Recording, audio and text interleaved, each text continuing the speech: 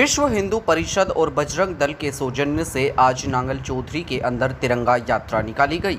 सरपंच वीरेंद्र गोठड़ी के नेतृत्व में तिरंगा यात्रा अनाज मंडी नांगल चौधरी से शुरू होकर अस्थायी बस स्टैंड नांगल चौधरी तक पहुंची।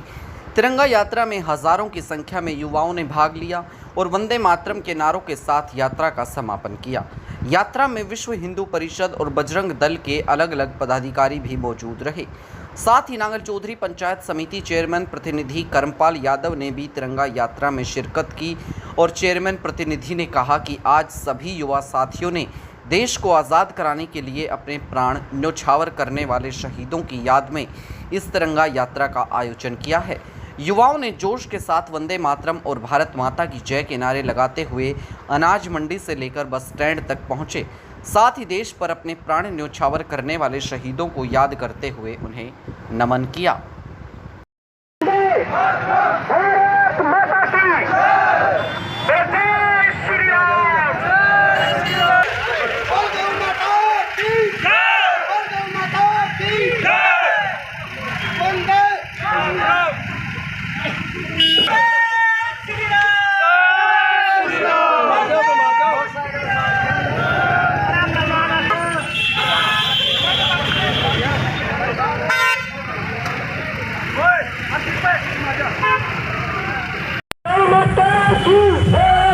गौ माता की जय जय श्री राम।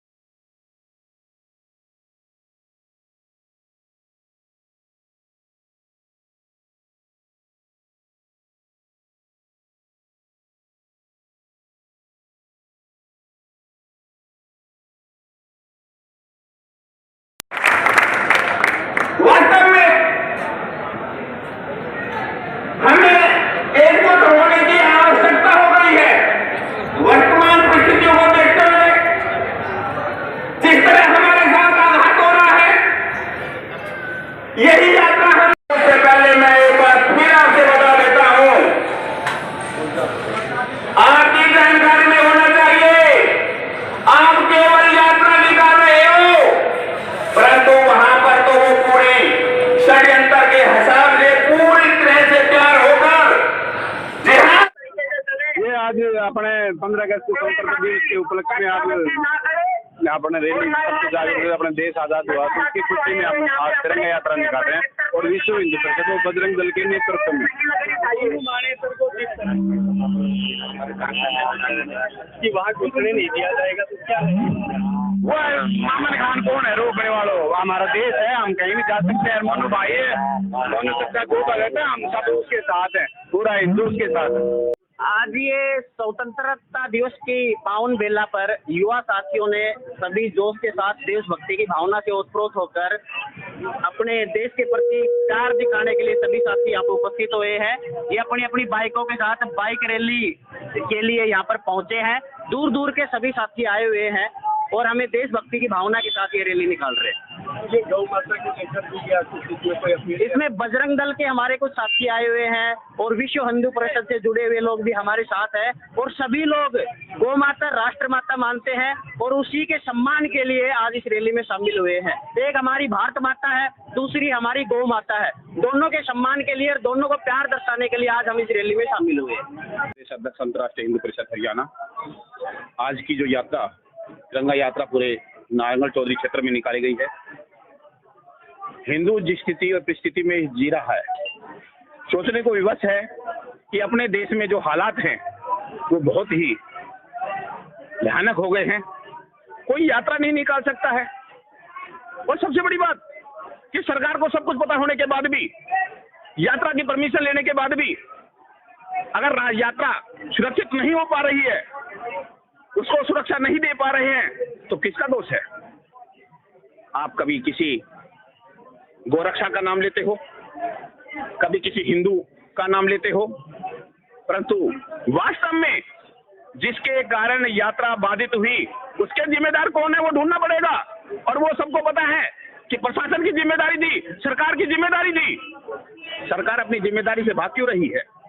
और जो जिहादी जिन्होंने पूरे पहले से ही एक लोकेशन बना रखी थी, अपना स्थान चुन रखा था, वहां से पत्थरबाजी कर रहे हैं, गोलीबारी कर रहे हैं, और फिर आज भी ये पूछने को है कि कौन इसके जिम्मेदार है? क्या सरकार को, क्या पूरे देश की जनता को ये पता नहीं है इसका जिम्मेदार कौन है? ये तो एक मेवात है, पूरे देश में इन्होंने ऐसा ही कर रखा है, कोई हिंदू सुरक्षित नहीं रह पा रहा है। जम्मू कश्मीर में क्या हो गया? जम्मू कश्मीर में भी 5 लाख कश्मीरी पंडित अपने ही देश में शरणार्थी का जीवन जी रहे हैं। आप इस देश में रहते हो, देश के खाते हो और देश के साथ ही गद्दारी करते हो।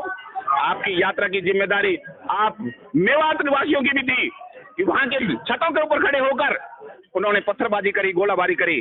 क्या आप सोए हुए थे?